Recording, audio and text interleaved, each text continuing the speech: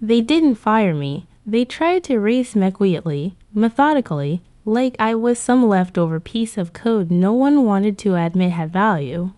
But I wasn't built to be ignored. My name's Virellon Morgan.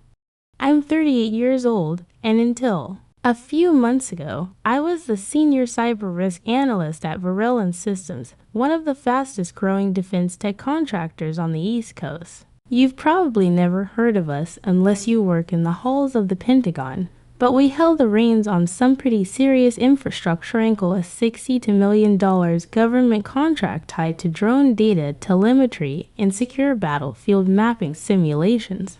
I was the one person responsible for catching threats before they happen. That's what I was trained to do. That's what I was hired to do. But apparently, I did my job a little too well. It was a Thursday evening, one of those numbingly routine ones. Most of the engineering floor had already cleared out, the break room lights were off, and the only sound in the room was the low hum of the servers to floors down and the occasional ping of status alerts blinking across my dashboard. I was just doing cleanup work, triaging minor alerts from the anomaly queue when something strange lit up on screen. A credential hit. At first, I thought it was a false positive. Then I looked again. Someone had access to our restricted zone using a credential that hadn't been in use since last spring. And the location, Bucharest, Romania, that alone wasn't conclusive. Got employees who travel, after all. But this credential wasn't tied to anyone active. It belonged to a deprecated admin key, an old legacy account that should have been wiped 14 months ago, except it wasn't. I stared at the logs like they were trying to tell me a joke I didn't get yet. The credential has successfully authenticated into an archive directory labeled DRN_TELEM_final.bklock_v13. I knew that name too well. It was part of a secure sandbox simulation we'd built for the DOT last year, a prototype telemetry buffer that process non-classified drone location sweeps in real time for training exercises.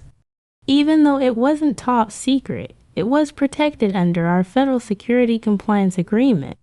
Nobody should have been able to touch it, certainly not from an external IP pinging in from Romania. I zoomed in on the metadata trail. The export occurred at 237 UTC. 3 directories were cloned and sent to a mirrored instance housed in an unknown S3 storage bucket. No encryption, no VPN, no valid access record. I felt something cold coil in my gut, something instinctual and sharp. I needed to see the audit trail. I pulled up the SIEM dashboard to locate the CloudTrail logs, and nothing, blank fields, missing entries. I refreshed the panel. Still nothing. My heartbeat kicked up. I ran a direct query on our pipeline routes. That's when the real horror set in. Our Oz logs hadn't been piped into the SIEM system for nearly 6 weeks. 6 weeks. That meant no one on me. Not our DevScops team. Not even our CTO had eyes on cloud activity since the last routing job broke in early April. Any breach, any unauthorized deployment, any rogue script could have slid in and out completely, undetected unless someone was manually combing through our logs, which, as far as I knew, no one had been doing. I reached for my water bottle, but I didn't take a sip. My eyes were still glued to the source map. The traffic path was clean, almost as clean, like someone had known exactly where to step to avoid leaving footprints. I flipped through archive logs from before the pipeline break, trying to reconstruct a timeline. The last time the credential had been used was 14 months ago during final QA testing. No reactivation logs, no modification events. And yet, here it was, alive and well, doing the digital equivalent of walking through our front door and pulling a full copy of sensitive prototype data out of our living room cabinet. I should have stopped there. I should have just submitted the alert to our internal incident queue and gone home. That would have been safe. That would have been smart. But I couldn't shake the feeling that this wasn't some intern mistake or misconfigured dev credential. Someone went through a lot of trouble to make this look like a ghost key, and I had worked in this field long enough to know when credentials come back from the dead, someone's pulling strings behind the curtain. So I stayed late. I pulled the IAM records and checked who had access to the root directory the night of the export. That's when I saw something that made my blood freeze. There was another user logged in 5 minutes after the Romanian ping. A user with the name Halo2. My eyes narrowed.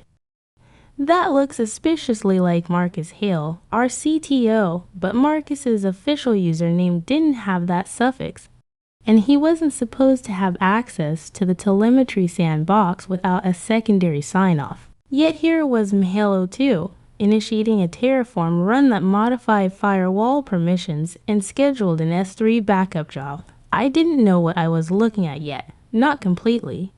But I knew one thing for sure: this wasn't just an accident. Someone had either resurrected an old credential or never disabled it in the first place.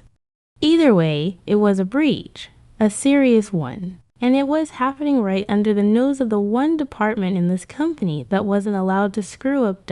And now that I'd seen it, I had a choice. I could look the other way and keep collecting my check, or I could walk right into the storm and do the one thing nobody here seemed to expect. My actual job. I chose the storm. I didn't sleep that night. Not really. I left the office close to midnight, but my mind kept circling back to that rogue credential and the shadow account with the too familiar name. Hale too. It felt deliberate, not just in how close it mimicked Marcus Hawley's real profile Hale_admin, but in how it avoided any of our automated security tripwires. No MFA, no alerts, no timestamp conflicts that would raise a red flag. I kept replaying it in my head while lying in bed, staring at the ceiling fan. Terraform scripts don't just launch themselves at 3:42 a.m., and they sure as hell don't modify subnet firewall rules without a logged approval chain. Someone went out of their way to hide this. That was the part that stuck in my throat. By morning, I was back at my desk with 2 shots of espresso in me and an access log list I intended to tear apart. I started with the S3 instance, the backup. Joe was labeled test, export, which would usually flag as a harmless internal replication job. But this backup didn't go to our default backup region or even our second-tier recovery zone. It was pushed to a completely unknown bucketone that sat outside our FedRAMP-cleared compliance perimeter. No encryption, no tagging, and worse, the destination metadata was blanked out.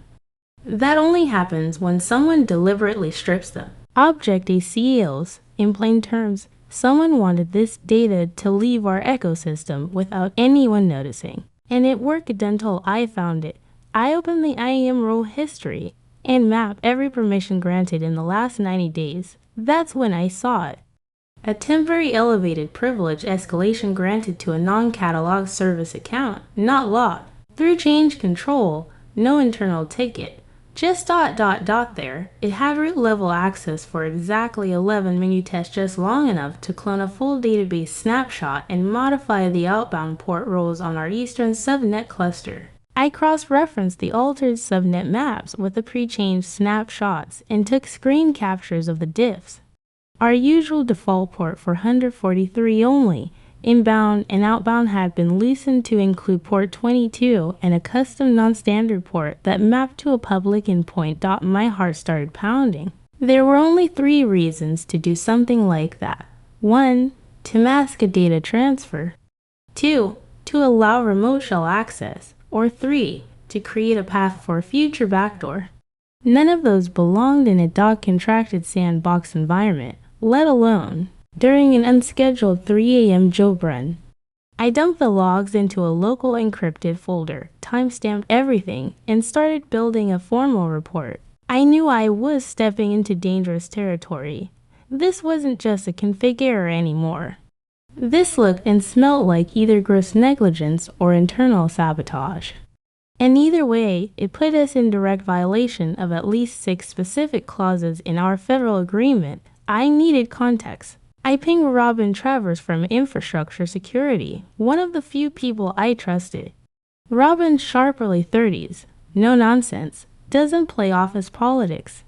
I didn't send her any files, just asked casually if she'd noticed anything odd. in the staging access reports from last month. She responded with, "No, but I'll take another look." That's when I knew she hadn't seen anything because she wasn't supposed to. Someone had kept the audit window narrow on purpose. I pulled the timestamp of the Terraform job and matched it against the internal scheduler's execution trail. The script had been injected using a dummy runner tagged ops_test_group_99, which didn't exist in our group registry. It was created 5 hours before the backup job and deleted less than 2 hours after it completed. I sat there in my chair for a full minute, just staring at the blinking cursor on my report. This was not just sloppy, this was surgical. Whoever did this knew our architecture, our tagging conventions, our compliance rules, and how to dance just outside of them. I pulled up the contract compliance binder I kept in my drawer and flipped to Section 9B. Contractors shall maintain end-to-end auditability of all sandbox and production environments. Any deviation exceeding 24 hours shall constitute breach of containment. We hadn't just failed to audit for a few hours. We had 6 weeks of blind data, 6 weeks. My throat went dry at that point. I knew I couldn't go through normal channels. I wasn't even sure who I could trust internally. Marcus Hale was our CTO, and his name or some digital shade of it was tied directly to this mess. If it was him, I'd be going up against someone with power, access, and a hell of a lot more political sway than me. But if it wasn't him, if someone else spoofed his identity, it meant there was a whole other layer of failure happening inside Virellon. Either way, the more I uncovered, the more I realized this wasn't just a one-time breach. It was part of something bigger, something buried deep and dressed up to look like business as usual. And the scariest part, no one seemed to notice, or worse, they noticed, and they were fine with it.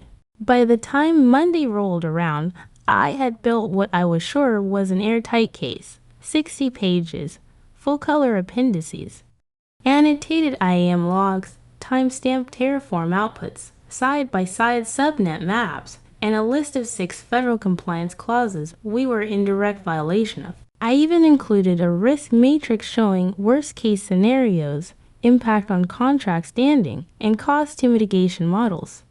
I didn't just throw a warning over the wall. I brought solutions. I walked into that meeting ready for serious eyes, serious decisions.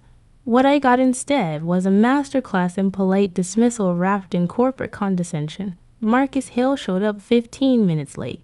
No laptop, just his phone in one hand and his old-school metal water bottle in the other. Like this was just another routine thing. Tina Velasquez, our VP of Operations, was already seated when I arrived immaculate as always in her tan blazer and those expensive low-heeled shoes she wore like armor. I handed each of them a printed copy of the report, waited for them to flip it open, and then began walking them through the high points. The stolen credential, the unencrypted S3 export, the shadow account activity, and the audit pipeline break that left us completely blind for a month and a half. I even highlighted the exact timestamp of the Terraform job 3:42 a.m. Romanian IP tied to an untagged service runner. But Marcus didn't even look up. "You always were a little high-strung about risk," he said with that same slow, condescending smirk I'd seen too many times over the years. It was the kind of smile that made you feel like the air in the room had been pulled out, like your urgency was just noise to him. Tina glanced at the cover page, nodded, then closed the folder like she was doing me a favor. "I'm sure there's a simple explanation for all this," she said, using the kind of soothing tone people reserve for toddlers or people they're planning to quietly ignore. "We'll review it further and loop you in if needed." I sat there, not angry yet, but I tried to stay professional, kept my tone measured, and said, "This isn't optional. If we don't report this through the right channels, we could lose our doc clearance entirely." Marcus leaned back in his chair, didn't even bother hiding the amusement on his face. "Riley, you've been with us, 7 years now?" he asked like he didn't already know. You do great work, but this feels a little like overkill. Let's not set the building on fire every time the smoke detector chirps. I didn't have words. Not then, not the right ones. Anyway, I just gathered my laptop and walked out of that conference room like the floor had shifted underneath me. I thought maybe they just needed time. Maybe once they actually read the report, they'd circle back and do the right thing. But they didn't. What happened instead was quiet and brutal and executed with surgical precision. By 4:30 p.m. that same day, my access to the back and dashboards was gone. No warning, no call from IT. 1 second I was updating metadata permissions, and the next, my login timed out and the credential cache flushed itself clean. I submitted a ticket, thinking it was an error. 10 minutes later, I got an email from HR letting me know I'd been temporarily reassigned to the compliance and communications team, supporting documentation efforts for Virellon's new vendor diversity and equity audit initiative. In other words, I'd been shelved, exiled, neatly and quietly removed from the systems I knew better than anyone else in the building. My security group access was revoked. My Slack channels disappeared. My name no longer showed up on the internal project tracker. I was still technically on payroll, but only in the way a backup generator is plugged in when the power's working. Fine, there was no meeting, no rationale. Just a 3-sentence email and a shared folder of outdated policy drafts they wanted me to polish for publication. I stared at that email for a full 5 minutes, then pulled open my calendar. Every recurring technical meeting I had been invited to, Scrum check-ins, roadmap reviews, risk briefings was gone. Wiped out. It was like someone had gone in and systematically erased my name from every function that actually mattered. I wasn't fired. That would have been too obvious. No, what they gave me was worse. They buried me, and they did it in a way that made sure no one could say it out loud. What they didn't realize was that I had already backed up everything. Every log, every screenshot, every access key and time trace and subnet map. I still had the physical report, and I still had something they clearly underestimated. My patience. They wanted silence. They wanted to fold me into compliance hell and let time erase the memory of what I found. But I wasn't about to disappear quietly. Not when I was the only one still willing to sound the alarm. I sat at my desk, completely still, as if moving would make it all more real. My eyes burned from staring at nothing, and the clock on my monitor ticked past 7. The office was quiet except for the soft hum of the ventilation and the occasional ping from Slack messages I no longer had access to. I hadn't said a word since that HR email hit my inbox, and now my hands hovered above the keyboard like they were waiting for permission. I wasn't even sure what I was looking for until my fingers moved on their own and opened a private browser window. The words came back to me in a flashy burst. Notify. The federal whistleblower portal for civilian defense contractors. I had only heard of it in passing during an ethics training session 3 years ago. Now it was the only door left open. The site loaded slowly, like the system knew the weight of what it held. I logged in with my verified contractor credentials, then paused before clicking New Submission. My heart thudded hard in my chest, not from fear, but from the certainty that there was no turning back. I uploaded the entire audit trail I had assembled, logs, before and after subnet diff files, IAM snapshots, and screenshots of the rogue Terraform executions. I included the internal time-stamped emails I'd sent Marcus and Tina, and even the HR message that booted me from all technical operations. Then I wrote a summary, clear, clinical, and direct. No emotion, no editorializing, just facts. At the bottom, there was a checkbox that said, "Would you like to be contacted directly by the .risk response team?" I stared at it for maybe a full minute before clicking yes. 5 minutes after I hit submit, my personal inbox pinged with a confirmation from the Department of Defense. No details, No instructions, just a case number and a line saying they had received my materials and that I would be contacted if further verification was needed. I read that sentence 3 times and then leaned back in my chair and exhaled like I hadn't breathed in hours. That night, I didn't sleep. Not really. I packed up my personal laptop, fired up my home terminal, and copied the local logs I preserved onto a hardware encrypted thumb drive. I sealed it inside a heavy-duty static bag and dropped the whole thing into the small fireproof lockbox I kept under my sink, the one I usually use for tax returns and backup IDs. Then I moved it to the floorboard under my bedroom closet, tucked behind a loose plank I pried up years ago during a deep clean. Just in case, I wasn't being paranoid, was being thorough. The kind of thorough the company used to appreciate before thoroughness became inconvenient. By Tuesday morning, I was back at my assigned desk in the compliance pod, surrounded by 3 interns and a stack of outdated vendor checklists.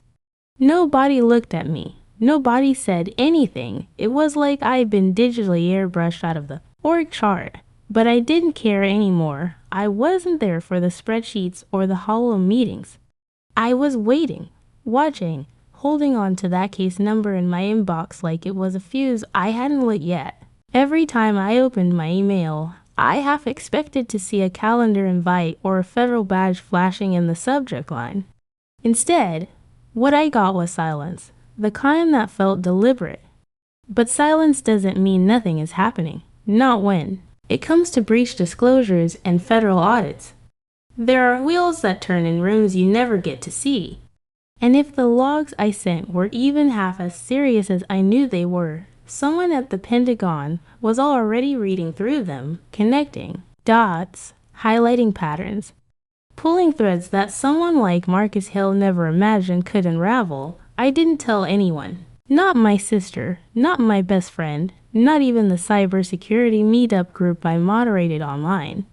I went about my day like nothing had changed, filled out vendor attestation templates, reorganized cloud compliance documentation no one would read, ate lunch in the break room, nodded along to the weather chatter. But inside, I was coiled tight with expectation. I knew something was coming, something big. Because you don't let a $60 million federal contract dangle on the edge of negligence and think there won't be fallout. They wanted me silent. They thought shuffling me into compliance purgatory would keep me out of their way, but I wasn't. Silenced, I wasn't even sidelined. I was just waiting for the right set of eyes to land on the truth, and now they had. 2 days after I filed the report, everything shifted. It started with a calendar invite that hit every inbox at Virellon Systems. Subject line, urgent all hands, mandatory attendance. It was scheduled for noon and came directly from Marcus Hill, which was already enough to make everyone's shoulders tighten. By the time we filed into the main conference room, the tension in the air was as thick as wet cement. Grayson Bell, our usually polished and unflappable CEO, was standing at the front, pale, sleeves rolled up, tie askew. I had never seen that man anything less than impeccably put together. But that day, he looked like he'd aged 10 years since Monday. Grayson didn't waste time. He didn't greet anyone or make eye contact. He just cleared his throat, gripped the edge of the podium, and spoke like someone forcing themselves to. Keep breathing. The Department of Defense has requested a formal audit of our security operations, he said, voice low and flat. Effective immediately, all back-end systems are frozen. Cloud access credentials are being rotated. Logging mechanisms will be triple reviewed. Expect significant disruption in the coming days. He looked like he wanted to say more, but didn't. Instead, he turned and walked out, followed by Marcus and Tina without a word. The rest of us sat in stand silence, glancing at each other like we were trying to read the subtext on each other's faces. I didn't go back to my desk right away. I took a walk around the building just to clear my head. I kept wondering if I had started something too big to control. I knew what I had found was serious. But this level of escalation level freeze orders was beyond what I expected. Part of me was scared. The other part was waiting. And then it happened. My phone buzzed in my jacket pocket. Block number. I froze. For a second, I thought maybe it was HR again, or worse, legal. But when I picked up, the voice on the other end wasn't asking questions. It was giving orders. Ms. Morgan, the man said, calm and clipped, "This is Colonel Nathan Delaney, Office of Cybersecurity Oversight, Department of Defense. I've reviewed your report and the attached evidence. I want to thank you for your thoroughness and discretion. I didn't say anything. I couldn't. My heart was in my throat. We're initiating an active response protocol across all federal contractor systems that intersect with Virellon infrastructure," he continued. "Effective immediately, you are to be reinstated with full administrative privileges, including escalated root access. You will oversee the internal containment and recovery effort under our directive. You will report directly to my office for the duration of this engagement." I finally found my voice. I thought they might just ignore it. I said it honestly, or bury it. Colonel Delaney didn't laugh. He didn't even pause. "You did your job. Now we're doing ours. Expect a secure credentials packet. In the next 10 minutes, you'll be contacted by Special Audit Lead Quinn Porter to coordinate the recovery workflow." The call ended with a click, and I stood there motionless, staring out at the Virellon parking lot like I didn't recognize it anymore. 10 minutes later, I got a secured email with a list of credentials and a short directive: reinstate, review, report. My name was listed as Lead Technical Liaison, Joint Federal Incident Recovery Team, Internal Breach Number 8 for 91Z. I sat back down at my terminal and logged in using the new access key. And just like that, the systems I had been locked out of 3 days ago opened back up in front of me. Every S3 bucket, every IAM change log, every audit dashboard. People started whispering. I could feel the stares. Some of the engineers looked at me like I'd just come back from the dead. Others looked away entirely, unsure whether I was a canary in the coal mine or the hammer about to drop. I didn't care. I wasn't there for them. I was there because someone finally listened. Someone in a uniform, far outside Marcus Hawley's circle of ego and excuses, had decided that I wasn't the problem. I was the solution. The irony wasn't lost on me. They tried to bury me in compliance busy work. They tried to shut me up with a fake wellness check and hope I'd fade into silence. But now every technical team in the company was under my direction. Every decision I made had a federal backing stamp, and Marcus, he hadn't made eye contact with me since the announcement. That alone told me everything I needed to know. He knew. He was cornered. And I had just been handed the keys to the kingdom. The first sign of resistance came less than 12 hours into my reinstatement. I'd requested a full back-end restore for access logs prior to the Brecht basic procedure for incident containment and got radio silence. Then I checked the audit trail and saw it with my own eyes. 2 of my access reinstatements had been manually revoked. Both actions traced back to one user, Hale1. Marcus, he hadn't even tried to hide it. I messaged him on Slack, thinking maybe it was a mistake. Maybe he didn't realize how serious this had become. I was still willing to give him that much benefit of the doubt. His response came 2 minutes later. No explanation, no professionalism, just one sentence that blinked coldly. On my screen, I don't answer to whistleblowers. I stared at it. My jaw clenched. My fingers hovered over the keyboard, but I didn't reply. I didn't need to, because I already knew someone else would. The next morning, before I even had my first coffee, a forwarded email dropped into my inbox from Grayson Bell's assistant. The subject line read, "Security Compliance Escalation, Urgent." Attached was a formal message from Colonel Delaney himself, addressed directly to Grayson. It was blisteringly direct, no polite government tap dance, no softened language. Just the hard facts. If full operational oversight is not granted to Ms. Morgan within 24 business hours, it read, the Department of Defense will exercise Clause 8.3 of the security contract, and Virellon Systems will forfeit all federal partnerships effective immediately. This includes the termination of the $62 million procurement agreement for Project Sentinel and any affiliated subcontracting frameworks. The email was marked high priority, and according to office gossip, it spread through executive threads. Like wildfire. I could feel the air shift as I walked through the hallways that day. The same people who had looked through me a week ago now greeted me with cautious nods. Some even stood when I passed, like I'd suddenly become a visiting dignitary. Instead of the woman, they tossed into the compliance cubicle. The legal team looked especially rattled. I passed one of the VPs muttering under his breath in the break room. They're really going to lose everything over Holly's ego. Grayson called an emergency leadership huddle that afternoon. Of course, I wasn't invited, but that didn't stop the outcome from reaching me before the meeting even ended. Tina Velasquez walked into my office now, since they moved me into the corner suite that used to belong to an engineering pan, handed me a revised org chart and a signed access clearance sheet. Effective immediately, she said without emotion, you're authorized to direct the post-breach response architecture. That includes DevOps, NetSec, and infrasec oversight. Marcus has been asked to cooperate. I took the paper, nodded once, and didn't say a word. I didn't need to, but Marcus wasn't done playing. That evening, I checked the back end again and found his fingerprints all over a new chain said subtle but dangerous.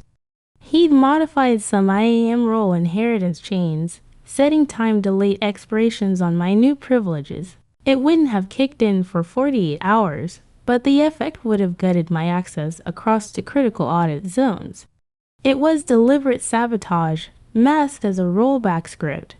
I screenshot everything and submitted it to Colonel Delaney within the hour. Delaney's reply came fast. Understood. Action will be taken. Maintain position. The next day, Marcus's name was stripped from the leadership contact sheet. His badge access was suspended for review, and his internal profiles were frozen. No announcement, no farewell. Just like that, the CTO was a ghost in his own building. I love to say I felt victorious in that moment, but honestly, I just felt tired. This wasn't a win. This was a disaster barely being kept from total collapse. Our systems were still vulnerable. Our reputation was hanging by a thread. But at least now, I had the keys. I had the power to fix what I could and document what couldn't be salvaged. And Marcus, he'd underestimated me. They all had. I wasn't. A whistleblower to make noise was one to make change. And now, there was no one left in my way. The auditors from Signal and Crest arrived just past 7 a.m. sharp, all tailored suits and polished badges, like they'd walked out of a government drama and into our old virtual conference room. Leading the team was Zara Kim, a forensic systems specialist with a background in military contracting and a reputation for making grown men in corner offices sweat through their collars. She didn't introduce herself twice. She didn't need to. By noon, she had complete access to all internal systems, and by the end of the first day, she had already pulled our CloudTrail metadata into a secure site environment for integrity checks. I knew something was off when I saw her face stiffen. Mid-scroll dot by the start of day 2. She confirmed what I feared. Our logs had been tampered with. There were clear timestamp mismatches that didn't align with any known pipeline lags. Event IDs were repeating themselves with altered parameters. And, worst of all, full entries had been purged selectively and surgically. Zara called it what it was, willful manipulation of federal oversight data. It wasn't a mistake, it was a cover-up. She traced the anomalies back to a compiled executable tool sitting in a non-standard location on our backend rogue log injector that let someone alter the audit trail before it was committed to archive, and the access metadata pointed to exactly one person, Marcus Hale, Zara didn't flinch when she said it out loud. Your former CTO built his own scrubber, basic, but effective. We see this kind of tool in insider threat cases rare, but not unheard of. I didn't say anything for a moment, just let the truth settle. Then I opened my drawer and pulled out my own copy of the raw log archive. The uncompressed, original JSON chain I quietly saved during the first week of the breach. When she took the drive from me, she looked almost surprised. I had a feeling, I said simply. She nodded. Good instincts. This'll blow it open. It did more than that.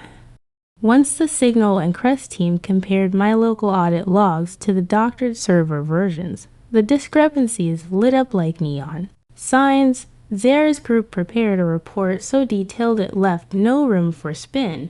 Dozens of manipulated entries, 10 unauthorized deletions, and evidence that Marcus had not only used the scrubber tool, but also updated its binaries to avoid triggering checksum alerts.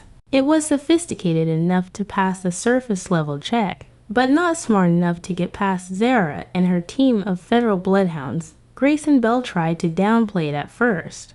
Called a meeting with Zara, me, and legal, acting like maybe there'd been a mistake in the skim parameters or a mismatch in timestamp zones. Zara shut that down fast. We verified against UTC, EST, and even local server drift, she told him. This wasn't a sync issue. This was an intentional rewrite of system truth. And your CTO orchestrated it using administrative privileges. He should have never retained. Grayson sat back like someone had just punched him behind the eyes. I could see the wheels spinning. Legal liability, contract breach, civil penalties, personal exposure. All of it. But what Grayson didn't know, what none of them knew yet, was that the story wasn't going to stay internal for long. A friend of mine, someone I used to work with at a previous firm, now wrote for a defense tech blog with a massive audience. She'd caught wind of the DOT audit and sent me a message asking what I could share. I hadn't responded yet. I was still giving the company a chance to handle things the right way. But with every cowardly excuse and corporate dodge, that clock was ticking faster. Zara finished the forensic review by the end of the third day and submitted her findings to the Department of Defense. Colonel Delaney called me personally that night. Your diligence preserved the chain of evidence, he said. Without it, this breach might have been buried entirely. Your name's going in our report as lead cooperating analyst. I thanked him, though the words felt too small. My heart was still racing from the idea of what might have happened if I hadn't backed up those files, how close we came to losing. Everything under a lie. Marcus thought he could overwrite the truth. Thought he could bend digital history to save himself. But what he didn't understand was that real truth always leaves a trace, and this time, that trace was mine. I woke up to 15 missed calls and a red banner push alert from the Federal Tech Review. The headline made my stomach drop. Virellon Systems breach. CTO ignores security analyst weeks before DOT audit. The article was brutal, it laid. Everything bare dates, access logs, breach timeline, the audit results. And worst of all, it included a screen cap of Marcus's Slack message where he'd written, "She's off her rocker again over caffeinated fiction," and some made-up alerts. That line became the quote of the day. It was reposted, memed, dissected, and thrown back in every executive's face. It didn't matter that I had warned them months ago. What mattered was now everyone else knew I had. Our phones didn't stop ringing. Clients started pulling out before noon. One called our customer success team and said flat out, "If you can't even handle your own logs, we're not trusting you with ours." By the next morning, 6 major partners had pulled their Q3 renewal contracts. Our Fed Cloud partner suspended our Tier 3 transfer privileges pending review. And by market close that same day, our stock dropped 18%. Just like that. Millions gone in a single afternoon because someone in leadership thought it was easier to ignore a woman in risk analysis than deal with a breach that might make him look bad. Grayson Bell called a board-only emergency session that evening. I wasn't invited, obviously, but word traveled fast. One of the finance directors saw me who'd quietly thanked me earlier in the week for flagging the breach slid me a summary. From the Zoom notes, Grayson had actually recommended keeping Marcus on. Said we couldn't afford the optics of leadership instability. Optics. Like reputation hadn't already gone up in smoke. I stared at that word for a long time. Then, I read the next line. The board had voted 6-4, Marcus would stay. No suspension, no demotion. Just a vague commitment to internal restructuring. I didn't cry. I didn't scream. I just sat at my desk and stared at the soft blue light of my monitor, realizing that no matter how much truth you bring to the table, some people will choose power and familiarity over facts every single time. This wasn't about what was right anymore. This was about saving face. About keeping the same hands on the steering wheel even if they'd already driven us off a cliff. I wanted to believe someone in that room had argued for integrity, but 6 out of 10 said yes to silence. By the next morning, the article had gone international. Defense blogs in Canada, the UK, and even in Germany were covering it. Comment sections were full of analysts saying the same thing. Why didn't they listen to her? The irony of that was almost unbearable. For months, I had raised my hand quietly, flagged the risks, documented everything. And the one time I stepped outside the chain of command and to the dot, they suddenly decided my voice had weight. Not because it mattered to them, but because someone with more leverage had decided it mattered. Marcus kept walking around the office like nothing had happened, gave a little wave in the hallway, smiled during the fire drill, made a joke about how he needed to stay away from Slack. It was like watching someone perform normalcy while standing in the middle of a collapsed building. I don't know how he convinced himself this would all blow over. Maybe when you've sat in a top chair long enough, you start to believe you're immune to consequences. Maybe that's what the board believed, too. But what they didn't know was the contract was still hanging by a thread. Colonel Delaney hadn't forgotten. Neither had the Dodd. And neither had I. My reinstatement hadn't just been ceremonial. I was still leading breach response. Still managing every single submission to the federal compliance portal. Every move they made was documented. Every stall, every delay, every excuse. The board thought they were weathering a PR storm. But this wasn't just public relations. This was a matter of national security. And people at that level don't care about optics. They care about execution, proof, and accountability, the kind that comes with very real, very irreversible consequences. And whether they liked it or not, those consequences were already on their way. I didn't wait to be pushed. I knew where it was headed. The moment the board chose Marcus over truth, over protocol, over federal security standards, he made my decision. I drafted a clean, unemotional resignation notice and filed it through both HR and the secure liaison channel. I logged out of my internal portals, wiped all devices linked to Virellon's ecosystem, and dropped my security badge off with the building registrar on the way out. No speeches, no farewell email, just a final encrypted memo to Colonel Delaney and his team, letting them know I would no longer be involved in any aspect of Virellon's remediation efforts due to a direct conflict of interest and ethical divergence. I placed a read receipt on that memo. It pinged back in under 6 minutes. By 2 p.m. that same day, the Department of Defense sent their own formal communication.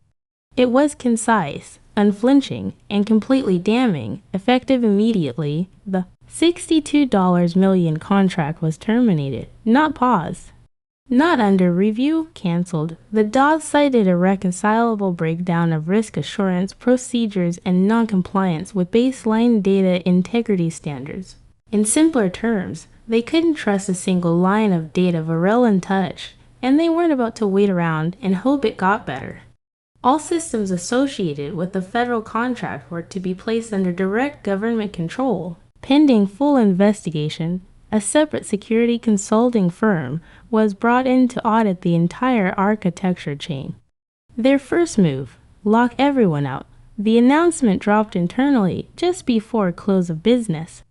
The Slack channel 1 still had ghost view access thanks to a mirror archive up in real time. Legal panic.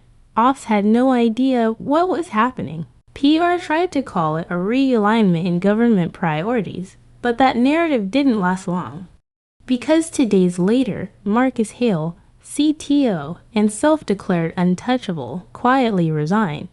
No LinkedIn post, no forwarded statement, just a one-line HR memo confirming his departure to pursue personal ventures. I didn't celebrate. I didn't smile. I just closed the archive tab and let out the longest breath I had held in weeks. I got a text later that evening from Zara Kim at Signal and Crest, just for words. He's finally out. Clean. I responded with a simple thumbs up. We both knew what that meant. It meant his exit was strategic. It meant someone on the board brokered his departure in exchange for silence or indemnity. That's how it always worked in circles like this. They never fall hard.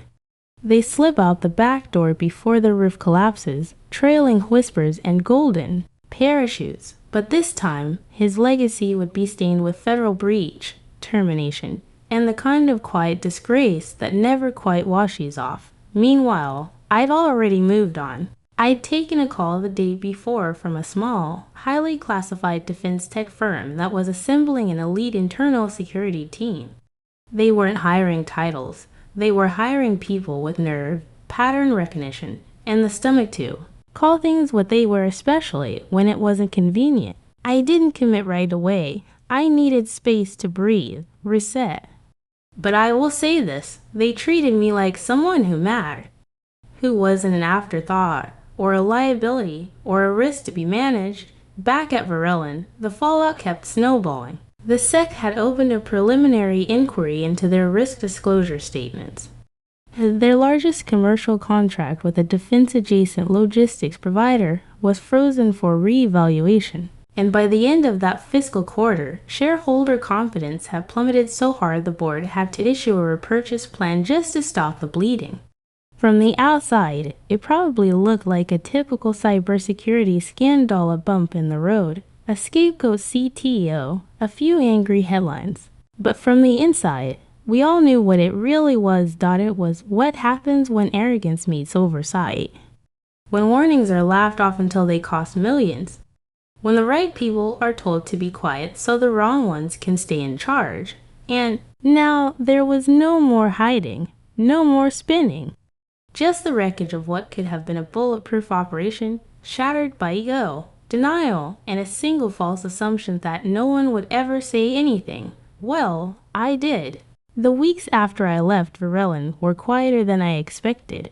No breaking news segment with my name in it.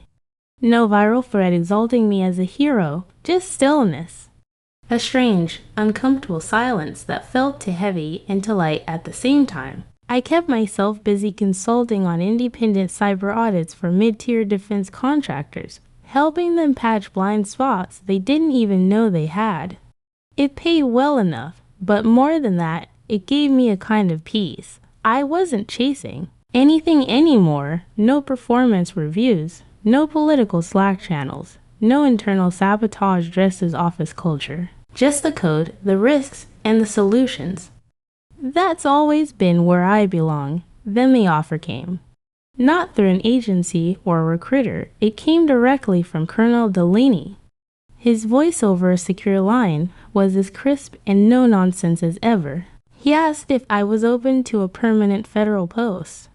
Something new, something that didn't exist yet but needed to. The Department of Defense had greenlit a civilian-led oversight branch to enforce cybersecurity compliance standards across every single contractor in their supply chain. It would have teeth, real authority, not just policy guidance, but investigatory power, oversight, enforcement, and they wanted me to lead it. It was called the Civilian Cyber Protocols Enforcement and Oversight Division, CCPOD. Not exactly catchy, but government acronyms rarely are. I didn't say yes right away. I took a walk around my block that night, circled the same 4 corners, over and over until the chill in the air stopped biting and my thoughts cleared. This wasn't just a promotion, it was a mandate. I'd be the person defining the same policies companies like Virellon would now be required to follow. I'd be drafting standards, approving compliance gates, and building a system where analysts like me wouldn't just be hard, they'd be protected. I called Delaney the next morning and gave him my answer. I accept. The onboarding process took months, full of vetting, clearance upgrades, and layers of protocol I'd never encountered before. I moved to DC quietly, no announcement, no big transition, just a new apartment, a new badge, and a new mission.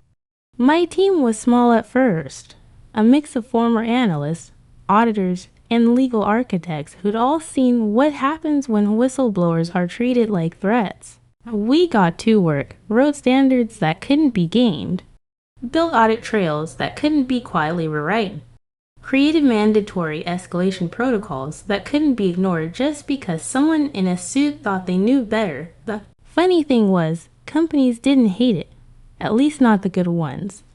The ones who actually wanted to be secure, who cared more about resilience than saving face, they welcomed the structure. They needed a blueprint, and we gave it to them. But the ones like Virellon, the ones who buried truth under bureaucracy, they resisted. They filed pushback memos, hired consultants to try to interpret around the new compliance language.